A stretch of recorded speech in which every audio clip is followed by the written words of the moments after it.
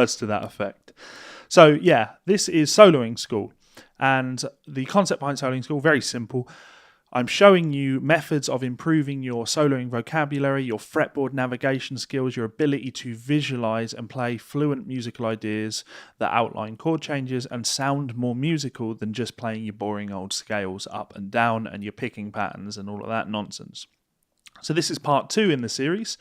The first part you can find on my channel. I will give you a brief rundown of that now, but it is worth going through that and spending a lot of time, care and attention in building that skill up, because my teaching method is always, very obviously about building solid foundations, and each time you learn something new, you're building them on top of those solid foundations. If you have any weakness in that foundation and you start building on top of it, I assure you that you will reach a hurdle and that entire structure will crumble. You need to build these solid foundations. And for me, the most important of foundations is understanding and ability to play triads all over the neck. So as an example, and I say as an example, this is comprehensive. If I'm thinking an A,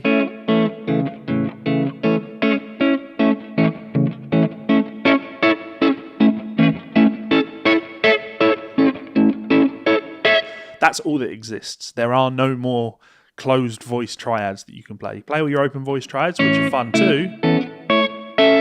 We do those in lessons, of course. But the closed voice triads, that's all that exists on the guitar, unless you want to play silly things that have open strings in them for unnecessary reasons. Your general practical ability to play triads will revolve around just 12 of these triads. 1, 2, 3, 4, so on and so forth. And when I'm doing that, I'm thinking, that's me just breaking down the E shape of the cage system, or shape 1, or the potato, if you like. The naming system is irrelevant. Again, you can do the fighting thing of, my system's better. It's not about systems. We're just talking about basic neck geometry, what exists on the neck. When you try to play closed voice triad, you can be thinking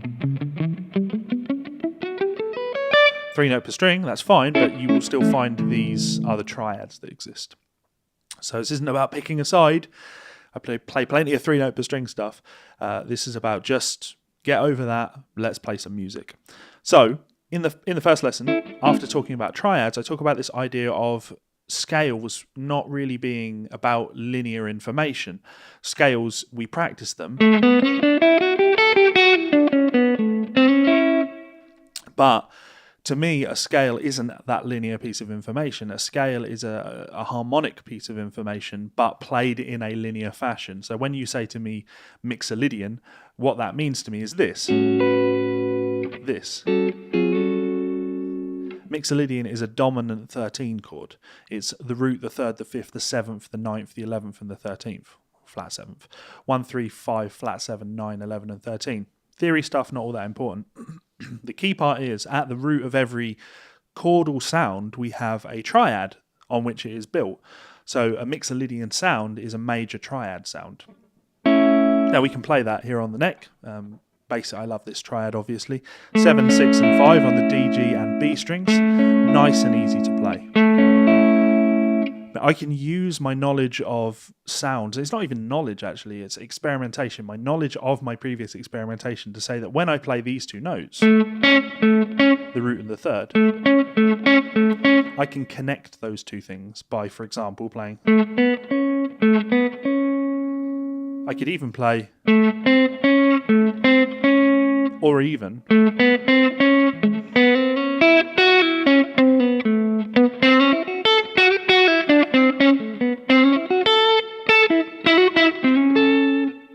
so connecting the notes of a triad, or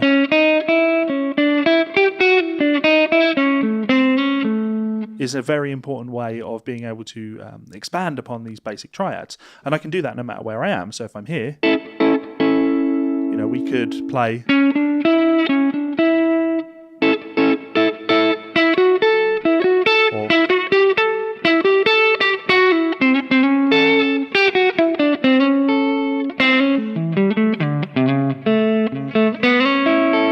when I'm doing that, these triads are what are very important to my sound, because that's what helps me sound like A, this chord. When I play this chord,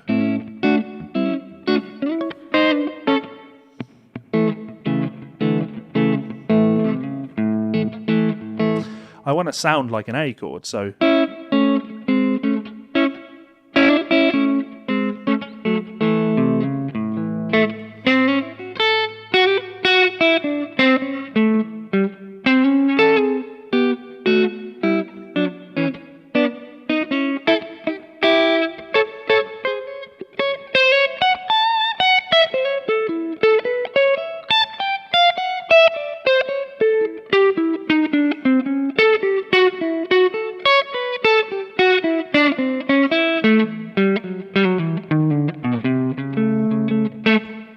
So no matter how much I play around the neck, it always sounds like an A chord, and that's because I'm never losing sight of these triads and ways to connect them.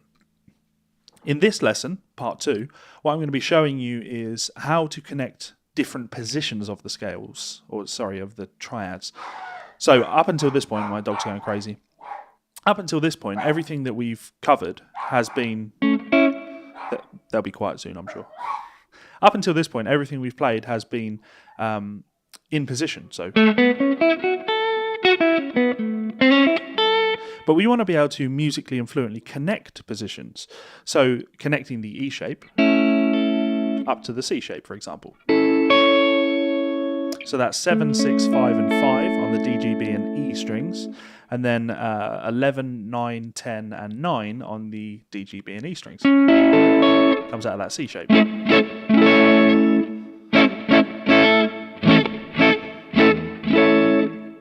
So how can we connect those two things? Well, I'm a big fan of double stops, as you can probably tell from my playing. Listen to way too much Scotty Anderson. I mean, you can never listen to too much Scotty Anderson, but you get the idea. So what I like to do is I like to take my triad, and I'll take a double stop. So in this case, 7 and 6 on the D and G strings. And I will see what double stop I have in the next triad position. So now I can connect those two things. This is a third, a major third. This is a third, a minor third. Now you can do this by trial and error, of course. You could play... That doesn't sound right, does it?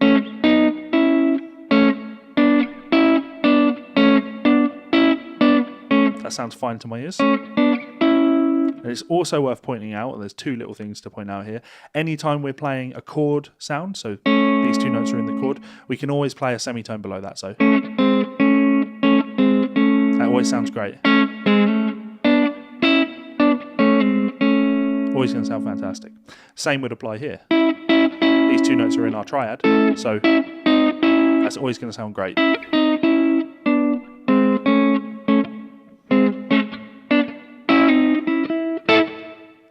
Or another way of looking at it is anytime we have two shapes that are the same,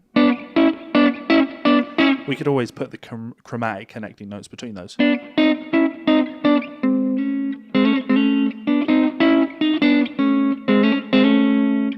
So experiment with that. That's an incredibly musical way of getting from your E shape up to your C shape. If you're improvising,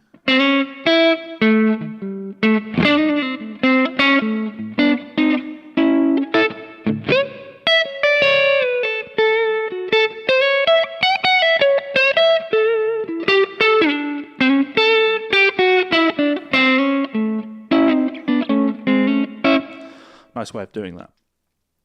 You could also just take the highest note of that, of course. So instead of what you have on the top is...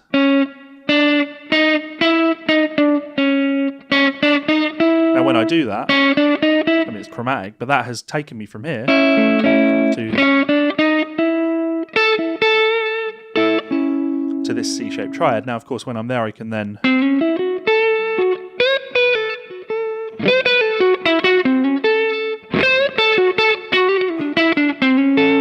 I can connect that and, be musical with it and experiment and play musical ideas. But I've used this as a way of getting from one shape to another, right? Never have dogs. Simple though. So, nice and simple. You can put that slide in. That's also a nice way of doing things. Now we could do the same on that bottom set. Nice way of connecting those two positions.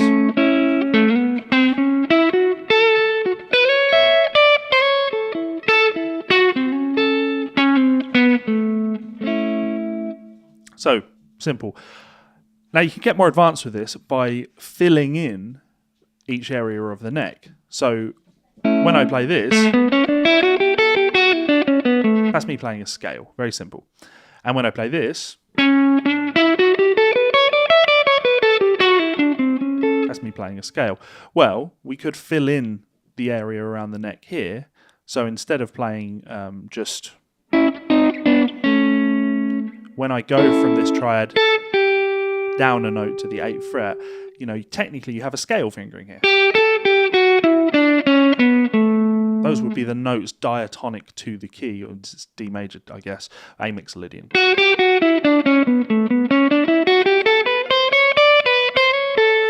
The key detail is when I'm doing that, I'm never losing sight of that original information, major triad and major triad. So when I am here, I can see that this note is the flat 7 of A. This note's my major third of A. Or, as I go up, this note's the third of A.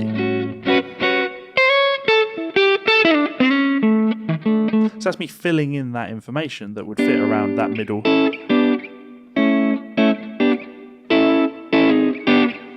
Or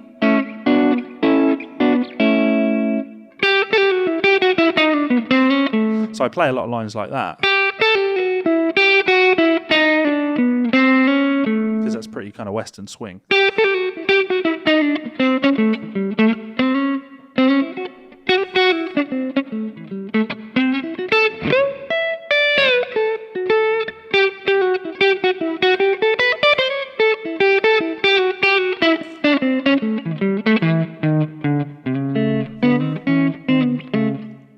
So that's me connecting a position up.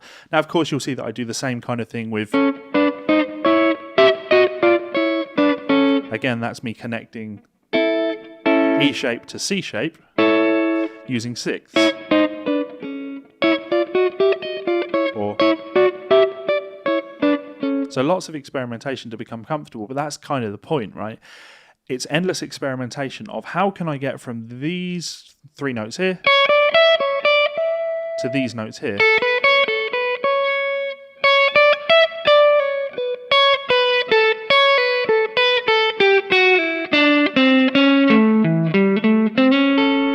Or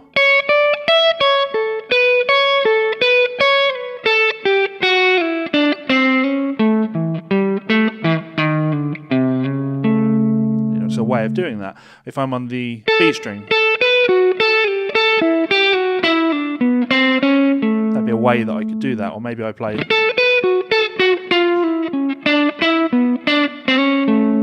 if I'm on the lower strings,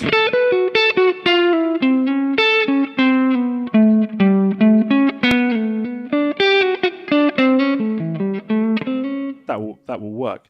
So it's experimentation of getting from here to here and vice versa. I can start low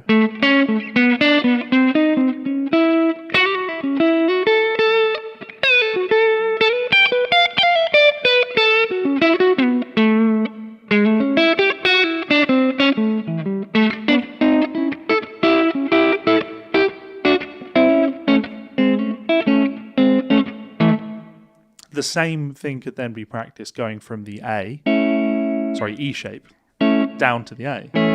So I like to play this.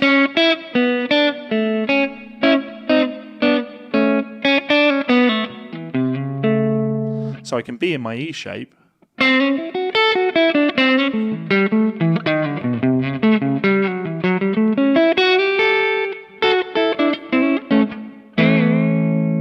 and then connect that down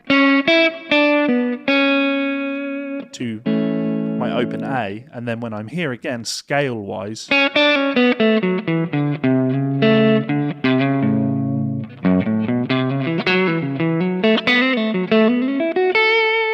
you could think, you know, major pentatonic.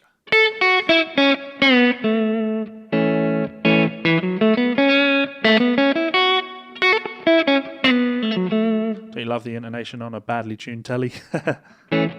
So I'll use that as a way of connecting.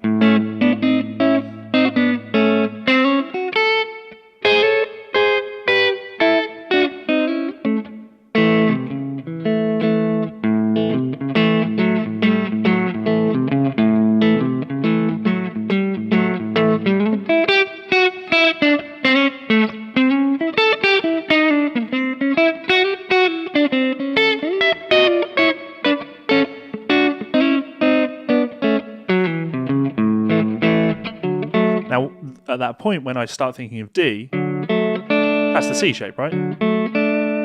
Nice and in tune. It's about connecting this to this, and then this to this. So I might play D.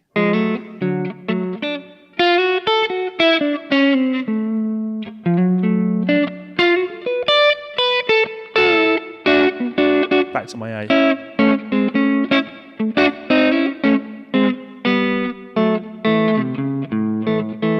To my E. To my D. To A.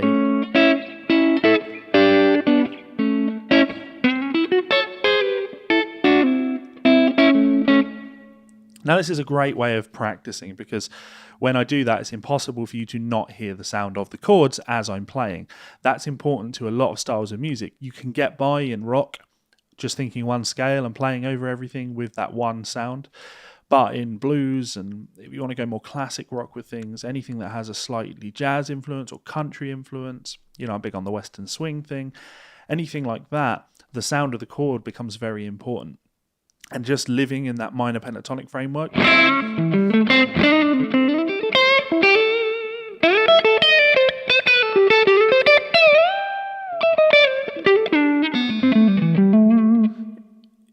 gets you so far, but it doesn't contain those sweeter sounding flavors of the actual chords that you're playing on. So I feel it's very important that you spend a little bit more time focusing on those major triads, ways to connect them within position, and then ways to connect positions.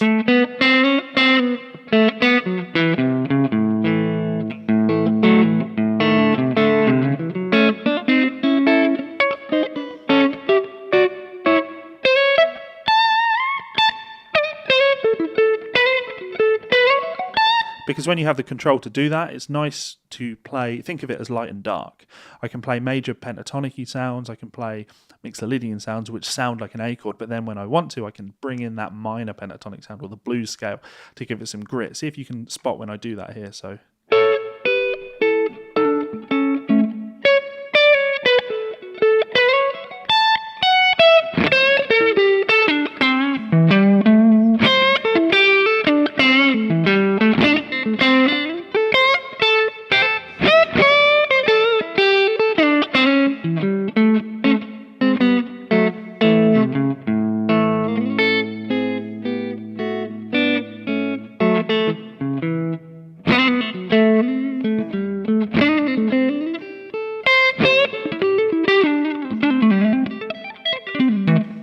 We don't want to do that. That's not really appropriate here. Anyway, so that is the end of soloing school part 2, and I hope you have enjoyed that. If you have any questions about any of the content here, you want me to go into any more detail on anything, please do drop a comment in that comment section below. Lastly, I have to do a huge thanks and shout out to my patrons over on patreon.com. These guys over here, this just probably actually needs updating right now. These guys all, as I say, support me on patreon.com. It's a great way to help give back to this channel. Channel obviously takes up a lot of my time and I love doing it, and it's an amazing feeling knowing that people out there enjoy the content I make. So these guys have been a huge help in helping this channel to grow. So huge thank you to you guys. It has allowed me to do things like buy lights, have a nice looking studio, have a nice looking camera, video editing software, you know, keeping up to date. I've just bought a brand new lens for my camera so I can get different shots and better shots for videos and playthrough videos. So huge thank you to these people. They really are helping to keep this channel going. So you can join that list if you would like. But you can also join us over on Patreon for as little as $1. Gets you access to my private patron-only Facebook group. Lots of discussion, lessons, tutorials, questions, video requests, transcription challenges, and the like to be found over there. You can check us out over there by clicking this button up here. You can subscribe to my channel by clicking this button down here, and you will see 2 more of my videos here and here. Thank you so much for all the support, guys. It is a huge help. Spread the word, and I'll be back for another video soon. Bye.